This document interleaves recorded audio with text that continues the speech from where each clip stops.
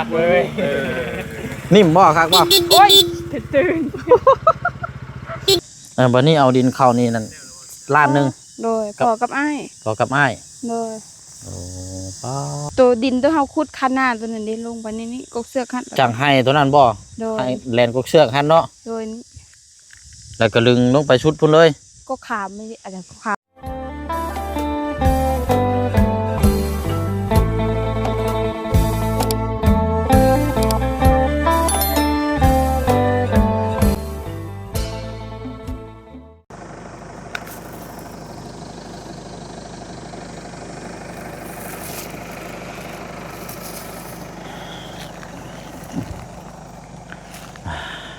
มื้อนี้พี่น้องเนาะเปิดภาพมาก็พาพี่พาน้องพา FC เฮามารับมาชมถือว่าเป็นครั้งแรกแล้วก็แดดฮ้อนอ้าวอีกโอ้ไวพี่น้อยเนาะเป็นเคสของทางน้องน้อยเนาะอยู่บ้านหน้าแพรกขึ้นกับอาจสะพังทองบ่พี่น้อยเนาะคือเมืองแหละแต่ก่อนนี่เฮาติดตามอยู่พูนพี่น้อยเนาะอยู่เถียงให้เถียงนามื้อนี้น่าจะแม่นบ้านเฮือนซ่านของทางน้องเพิ่นเนาะได้ปุ๊กยกขึ้นพี่น้องเห็นมีแต่เสาซี่สลาบอยู่เรียกว่าติดถนนหนทางคักอยู่เนาะทางบ้านทางน้องเพิ่นกะเอาอะไรพี่น้องเนาะกะเข้าไปครับไปส้มไปถามพูดคุยน้ำกันเนาะถือว่าเป็นครั้งแรกที่เฮาได้มาณสถานที่นี้แห่งนี้เนาะพี่น้องเนาะแดนฮอนเอ้าเนาะทั้งแม่น้องเปียวกับถ่ายรถพี่น้อยทางบอดี้กับกำลังประโหลดคลิปกินนี่พี่น้องเนาะหรือว่ามาหรือว่าดีใดเนาะพี่น้องเนาะเอากราบทักทายสบายดีและสวัสดีพ่อแม่พี่น้องเบิดสุขุสุขคนนะพี่น้องเด้อเนาะพบเจอกันอีกคือเก่าคือเดิมพี่น้องเนาะเอาวันนี้ก็มานี่แหละพี่น้องเนาะจบจากนี้ก็จะไปรับทั้งสองสาวอยู่ห้องเฮียนทางเมืองอื่นเนาะพี่น้องถ้าว่ามันจังใดกับบ่มีทางไปก็แม่นเยี่ยมฮอดเซโปนและอื่นนี่พี่น้องเนาะว่ามันเขาขึ้นไปบ่กี่มื้อนี่ก็สิได้ลงมาแหละพี่น้องวันที่9หรือว่าวันที่10วันนี้ก็สิได้ยิงยาวเลยเด้บัดนี้พี่น้องเนาะเอาอะไรพี่น้องเนาะอากาเฮ็ดห้องครัวแล้วทั้งบ่เสียงกับพี่น้องแล้วก็มาทั้งแม่น้องเปียวก็มารับทั้งลูกยงเฮียนแล้วก็พ่วงขึ้นมาเบิ่งอาหารแนวอยู่แนวกินก็มาทางเขตของทางน้องนี่แหละพี่น้องทางน้องน้อยเนาะปุ๊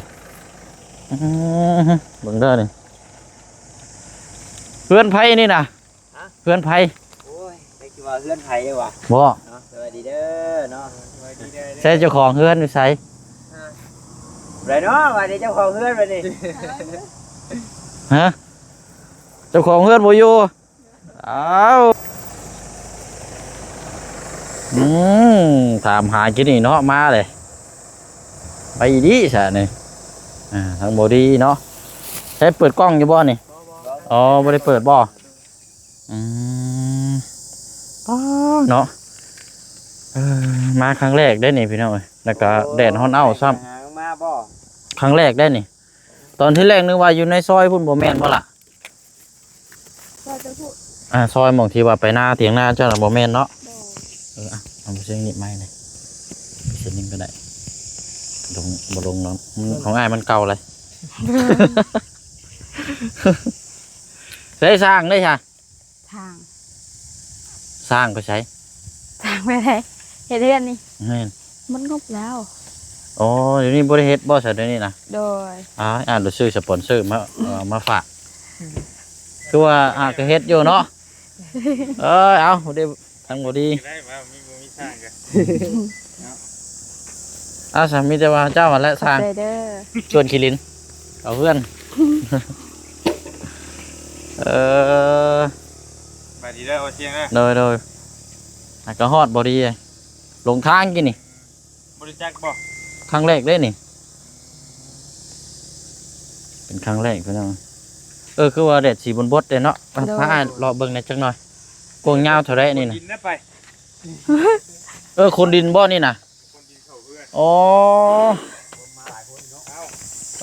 เอารอมันก่อนก็ได้เดี๋ยวเดือนมี2469เนาะโดยกะเสาโอ้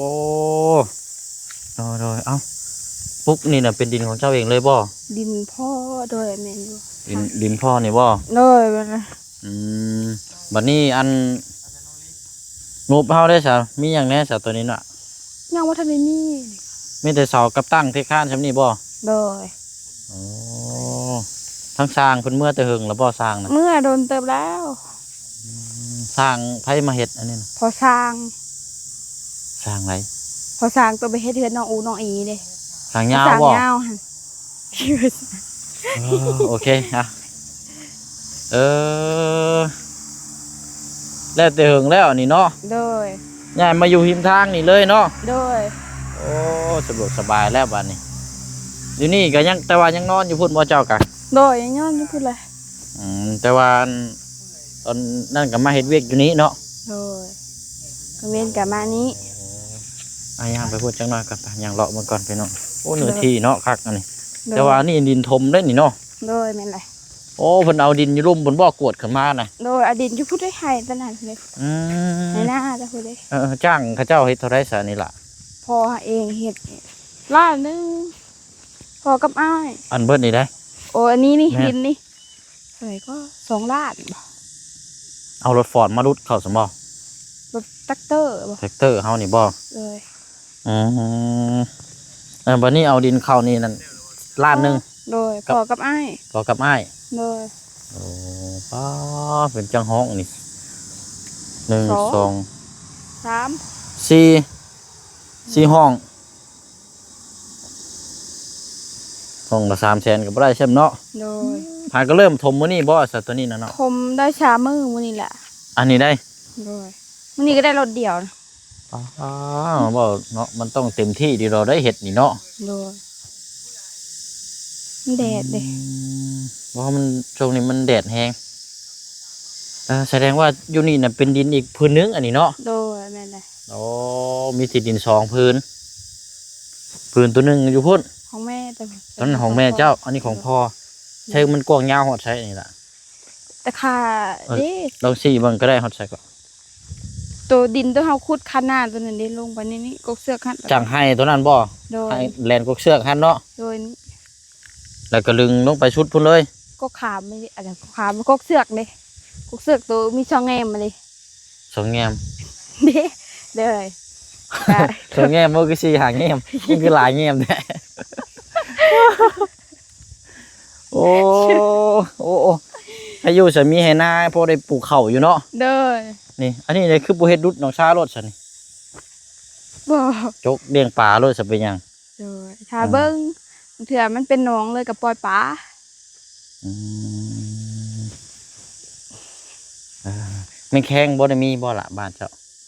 บ่ไม่แข้งอันนี้ไม่แข้งจิกนะ แม่งแข้งจิกแม่งแข้งอันนี้ละ ไม่แข้งคอนะมีไม่แข้งจิกหันยังบ่ฮอดยามมัน สักหน่อย แล้วก็อันยังหาเขียดมาขายอยู่บ่เดี๋ยวนี้เจ้าก็ หาอยู่ขายไม่สั่นก็ขายเกียดขายดอกกระเจียว เดี๋ยวนี้ได้ ขายจักรจันทร์ ยังขยันคือเก่าอยู่เนาะ โดย หาแดดมาได้นี่พี่น้องเนาะอ้ายก็บ่ได้มาแต่หึงเลยจนลืมเลย โดย อันนี้ก็สร้างได้บ่แม่นฮอดเดือนแล้วบ่จักอันนี้บ่ ได้แล้วบ่ยังบ่ฮอดบ่ยังบ่ฮอด เกือบแล้วเนาะ โดย น้ำนี่ก็มีแล้วนี่เนาะ โดย แห้งอยู่บ่น้ำ แห้ง สารบกวนเนี่ยไปพี่น้องไปล้างมือก่อนจังไรกันมืออันไปบายอันนั้นกินนี่ไปชื่ออันซอยพี่น้องคนอยู่ข้างทางอันน่ะชื่อมึงมี่นะเจ้าพากินแล้วลองบายบางรถมันติดมือ โด อ๋อย เพื่อนนี่เนาะ โดย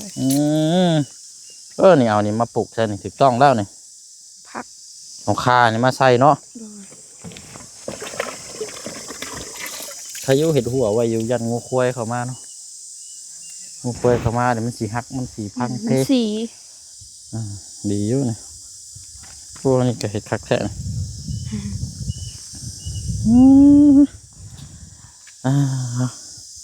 แต่ว่าเดี๋ยวนี้ก็บ่ได้มีต่อเติมหยังเดี๋ยวนี้เนาะ โดย โดย บ่ทันมี มีแต่เอาดินเข้าซื้อๆเดี๋ยวนี้เนาะ โดย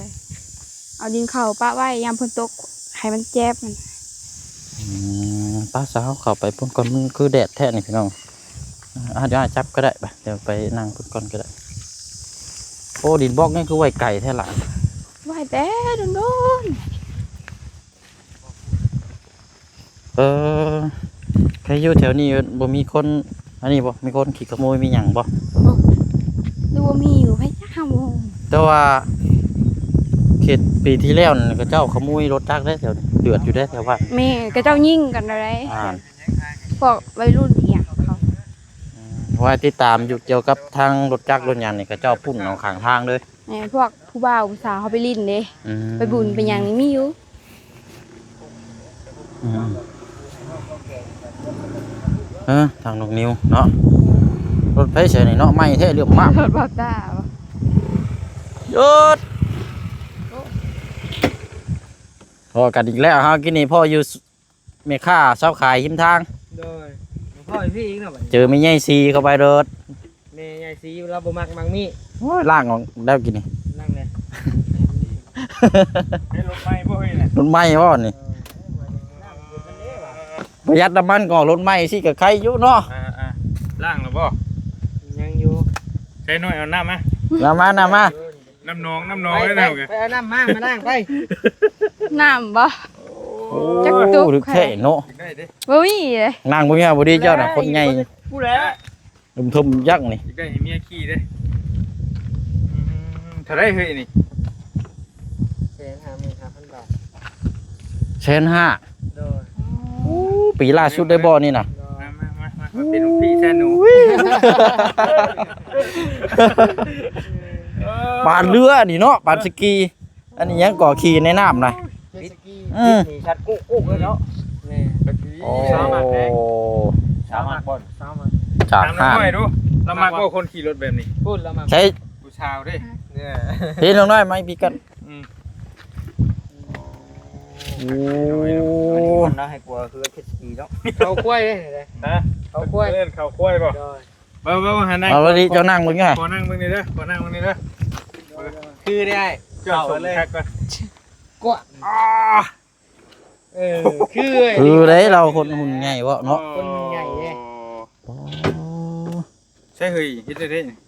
ใช่บุ้งเห็ดหยุกโป้อยู่ฮะ จับบ่ เห็ดหยุกโป้อยู่ฮะ ลักก็บ่เป็นชิลักขี้ของหมู่ดอกนี่เจ๊ โอเคอ่ะ ปิดเลยบ่ แม่นสตาร์ท ครับผมเป็นเทพจักรบ่ จับตรงนั้น โอ้ยอย่าดิ ไปเลยได้ไปเลยได้ เสียงก็นิ่มเนาะนี่ ครับเด้ ว่าทำไม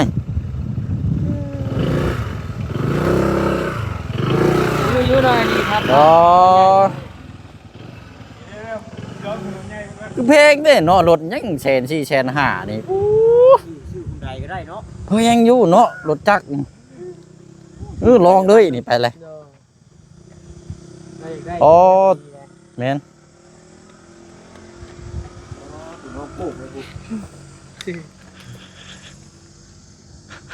ไปฮ้อนครับ แม่นเนาะโอ้คันนี้บ่ที่ว่าเจ้านั่งกับทางน้องน่ะ โดย อืมโอ้ยเนาะ มันแพงควบไว้ จักมือแล้วน้องนี่ออกมานี่ 5 มื้อบ่ หามือบ่ ตั้งแต่มื้อมาสิปูนว่า โอ้อันโทษเด้ออันสดเลยบ่นี่น่ะ คนเอา อ๋อมีว่าจ่ายสดเลยนะโอ้ เงินจ่ายชดดอกจับหมวกกันน็อกไว้ดิ ทางนี้ก็บ่ยอมเลย ทางนี้ลองทางนี้บ่ได้ทางนี้บ่โอ้ดี ตรงนี้เสบียงหลายทางนี้นี่ปลอดภัยทางนี้นี่ไม่มีปฐมพยาบาลหลาย พ่อกันบ่นี่หรือว่าบ่นั่นแห้งกว่าบ่นี่บ่สู้ตัวนั้นแหละ โอ้มันก็ใหญ่ตอนนั้นแล้วบ่เนาะ บ่นี่160บ่นี่125 เออห่างกันหลาย คันแล่นกับซูซีนะบ่นี่ได้80บ่นี่ได้110 เอาถามมึงก่อนเป็นที่ใดเนาะอ่า หักเลย นิ่มบ่คักบ่ โอ้ยตื่น พอดี โอ้มันคือทุ่มๆเลยว่ะ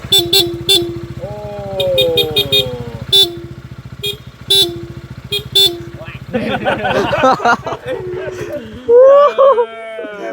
ว่าจะตัดเอาบ่แห้งเลยเนาะ โอ้ บ่แกก็แบบเบียดนะนี่เนาะ บ่มันแบบมันทุ่งๆอะไรครับว่าได้แบบว่ามันคล้องมันคล้อง บนนี่เนาะ แต่แบบจุดสั้นน่ะ แบบทุ่มเนาะ มันกระแทกเสือได้ไอ้มันเลยมันเสียมาอยู่ เบรกเบรก อืม ชื่อชดบ่นี่เนาะ ดาว ดาว โอ้บ่นี่ลาวจักปีจักเดือนนี่นะ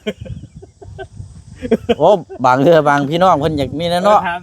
มน้องมันคนละ ปีอยู่นะ 3 ปี โดย 3 ปีในระยะ3 ปีนี่เฮาวางเงินเท่าไดนี่เนาะก็วางเท่าไดนี่เนาะ วาง40,000 40,000 โดย เดือนได้บัดนี่ เดือน เดือนละสิบ่ เดือนละ ต่อ แล้ว เดือน หรือว่าเป็นวิกเป็นอันนี้บ่หรือว่า ป เป็น ระมาณ เดือน 5,000นี่แหละ เดือนละ5,000 5,000 บาท ระยะ3 ปี 3 ปี ห่วยมันสิบ่ฮอก มีเงินซื้อสดพี่น้องเอ้ย งามงามงาม อันนี้ก็ยืมเงินแต่เพิ่นตะพื้พี่น้องเอ้ยเนาะผู้ถอกเป็นก็ได้ เต้นเนาะเต้นห้า คอยมาก้นมัน ก้น มันก็งาม ก้นงามเนาะ โอ้ยเนี่ยจะหมักว่า ก้นรถได้ คนเหรอเจ้า บ่ถ่ายบ่ถ่ายซะ ก้นงาม เออถ่ายมันใหญ่เนาะ ใหญ่เด้ อืม บ่น้อย ใหญ่ ไอ้ถามนี่ผู้บ่าวขี่รถแบบนี้มักบ่ มาก สเปคเลย อืม หมักรถให้เราบ่คน โอ้กำลังฮิตเด้โอ้ไม่ได้ขี่แบบไม่ได้ขี่รุ่นนี้เลยแบบ สุดแล้ว ผู้สาว แม่นว่ะเดี๋ยวกี่ เอ้ย ห้องชายแล้วเนาะกรีดเล่นว่ะ โอ้ย แล้วเลยจะเว็บไอเฮานี่แล้วแล้ว มันรุนแรงบ่มีวางเล่นหักอยู่บ่ไอ้ขี้นะ โอ้คักมอน บ่ปีล่าสุดเนาะ แม่นลงบ่ ลองไหม โอ้คักเด้แต่ว่าคันคนผู้หุ่นนี่น้อยนี่ก็จะ มันสิบ่ปิวซะบ่ ครึ่ง มิ เนี้ยว ไปเลยติ เนาะ ครึ่งเนี้ย ครับ คันรุ่นแบบว่าอัน คิกกับซ้ำหนึ่งโมนี่อีกกับ แม่ ซ้ำ ละ ห โอ นึ่ง นัก เนาะ มันสินักกว่า มันใหญ่เด้ คั นี่ นละหมื่นขี้ตมขี้เต็มมันนะยากอยู่ อืม อันรวมทั้งเงินดาวเงินผ่อนเบิดเท่าไรอินครับเท่าไรเจ้า 200,000ปลายผู้ใด โอ้ อ๋อ สามารถซื้อรถใหญ่เลยเนาะ เว้าง่ายๆขนาดนั้นเฉพาะราคาเต็มไปทั้งซ้ำนี่เฮียนะ แม่ ดาวนี่ก็ขึ้นไปอีกแล้วบาท แม่ เท่าไรปลายมันเลย บ่ฮู้ได้กะไล่เบิ่งเอาแล้ว ต้องไล่ได้ตีเฮ้ยว่า จังหวะ เกไปเกมาฮอด3เซนบ่ได้เด้ โอ้รถไทยนี่ได้ฮอด3คันผมจ้อง ตัวไทย70,000 80,000 ไทยก็เฉียดเซนนั่นแหละ 7-8 มื้อละ 70,000เลย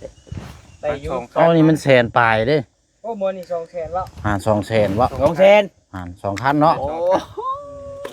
โอ้ กระดองตัวมีเซนเดียวได้ตัวบ่ได้ช้ำนี่ได้ เอาหลุดเลยเอาหลุดเลย บ้าน